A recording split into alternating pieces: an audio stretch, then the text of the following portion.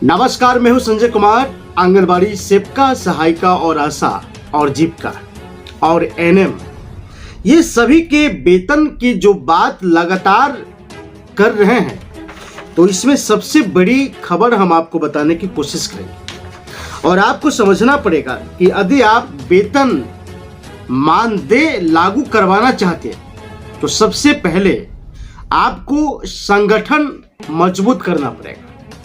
आपकी संगठन, आपकी यूनियन में जब तक संगठन मजबूत नहीं है, यूनियन आपका मजबूत नहीं है, तब तक आपकी बात सरकार सुनेगा नहीं।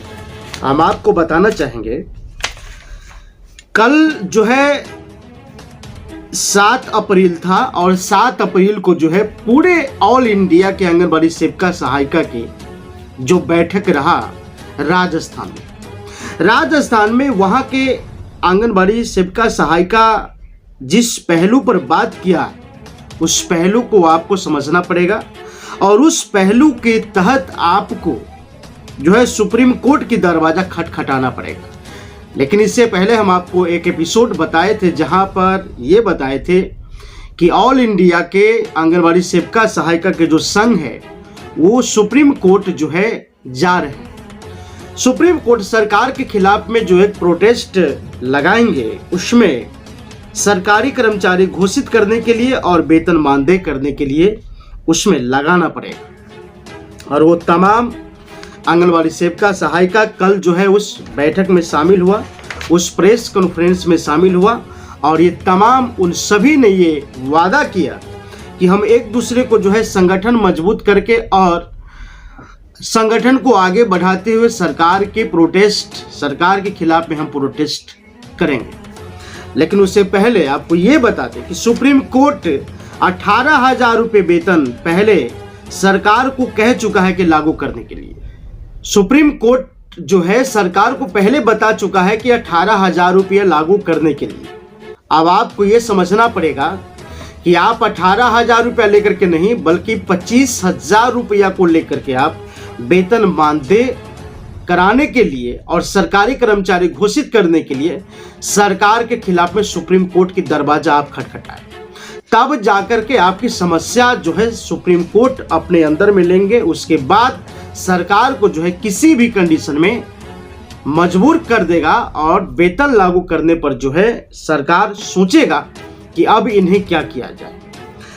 आपको संगठन यूनियन बना करके और एक संगठन इतनी पावरफुल बनना चाहिए कि जिसमें आपकी आशा और जीविका ये सब आपके साथ हो। क्योंकि महिलाएं की जब भी संख्या अगर ज़्यादा होगा, सुप्रीम कोर्ट में जब आपकी संख्या ज़्यादा बोलबाल होगा और जिस प्रकार से आपकी यूनियन मजबूती होगी, तो एक जो विश्व महिला संगठन है, महिला विश्व संगठन है, वो भी आपके हित के लिए वहाँ से भी आप जो है आंदोलन कर सकती है, वहाँ से भी आप अपनी मांग को रख सकती है और वो भी आपके साथ में समक्ष जो है खड़ा होगा। उसके बाद जो है आपकी मजबूती और भी ज़्यादा बढ़ेगी, जहाँ पर आपकी एसोसिएशन, आपकी यूनियन पूरे मजबूती तरीके से सुप्रीम कोर्ट में अपनी दलील को रख सकते हैं। दूसरी बात है कि अगर आप महिला वकील, महिला एडवोकेट अगर आप रखेंगे तो सबसे पहले आपको और भी ज़्यादा बेनिफिट हो सकता है। लेकिन आपको ये समझ करके चलना पड़ेगा कि सरकार की चापलूसी अगर होती रही तो सरकार आपको कुछ नहीं करने वाला है। क्योंकि जब सरकार सुप्रीम कोर्ट की बातें जब नहीं मान रही है तो आपकी बात कहाँ से मानेगी। और इस बात को आप समझ लीजिए कि सबसे पहले आपको सरकार के खिलाफ में प्रोटेस्ट लगाना पड़ेगा। और ये एक राज्य की आंगनबाड़ी सेविका की बात नहीं है, ये कम से कम भारत में जितनी राज्य है, सभी राज्य के आंगनबाड़ी सेविका, सहायिका, आशा, जीविका, सबको जो है रोड से लेकर के और सुप्रीम कोर्ट तक जो है जाना पड़ेगा। ये सबसे बड़ा महत्वपूर्ण है कि आप कितनी संख्या में सुप्रीम कोर्ट में जा रहे हैं, ये सबसे बड़ी महत्वपूर्ण, क्योंकि आपके खिलाफ में सरकार पहले से जो है काम कर रखा है। आपके खिलाफ में क्योंकि सरकार ने जितनी चाहा है उतनी आपके खिलाफ में काम कर रखा है, क्योंकि सरकार ने पहले ही सुप्रीम कोर्ट में कह चुका है कि हम जो है इन्हें मात्र 4 घंटा पार्ट टाइम कराते हैं। अब जरा सोच लीजिए आप कि पार्ट टाइम के लिए कितना ऐसे मिलता है आपको। पार्ट टाइम जॉब करने के लिए 6,000 रुपया, हम 5,000 6,000 की बात करेंगे, क्योंकि इतने ही पैसा है, इससे ज़्यादा पैसा नहीं है। अगर सरकार अगर 5-6 हज़ार रुपये अगर लगा रहा है पार्ट टाइम जॉब के लिए, तो फिर फुल टाइम की जिक्र क्यों हो रहा है? क्योंकि आप जो है काम करते हैं वो पूरा फुल टाइम है। और आपको एक बात समझना पड़ेगा आपको कि जो दलीलें रखी जा रही है उसमें सहमति सभी राज्य के बाल विकास मंत्री का जो है, समाज कल्याण विभाग मंत्री का जो है अनिवार्य होना है। तभी जाकर के आपके संगठन को जो है एक नई दिशा मिल सकता है, एक नई प्रोटेस्ट हासिल हो सकता है और नई ताकत आपको मिल सकता है। दूसरी बात है कि आपके समक्ष विपक्ष कोई ना हो, क्योंकि विपक्ष सिर्फ आपको इस्तेमाल कर सकता है। विपक्ष जब भी इस्तेमाल करता है तो आप समझ लीजिए कि आपके काम जो है, बना बनाया जो काम है वो विपक्षी खराब कर देता है। इसीलिए विपक्षी से दूर रहिए।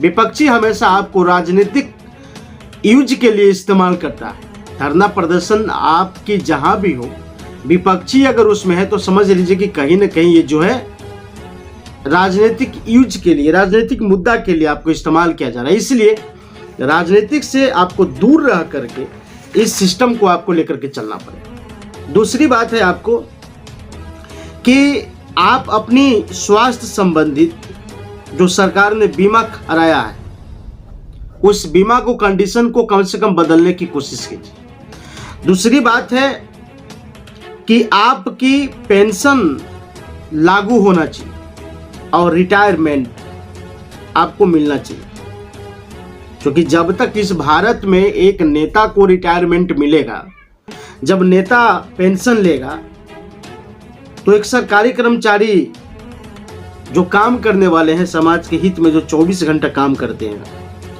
वो पेंशन क्यों नहीं लेगा? ये सबसे बड़ी सवाल है। आपको करना ही पड़ेगा। और आपको एक बात और भी समझ लेना पड़ेगा कि जिस प्रकार से इस भारत में महिलाओं को उत्थान के लिए सरकार अगर आवाज उठा रहा है, वो भी सरकार जो आवाज उठा रहा है उस बात को आपको दर्शाना पड़ेगा कोर्ट में। देखिए कि ये सरकार जब आवाज उठा रहा है, महिलाओं के बारे में इतनी सारी टिप्पणियां कर रहा है, लेकिन फिर भी कुछ नहीं हो रहा है, फिर भी ये सरकार केवल सिर्फ और सिर्फ वोट लेने की पूरी प्रोग्राम जो है इसने हासिल किया है और महिलाओं को वोट लेने के लिए सिर्फ यूज कर रहा है। महिलाओं की वोट बैंक ये समझ रहा है और सरकार को जो है खिलाफ में आपको खुल करके बातें करना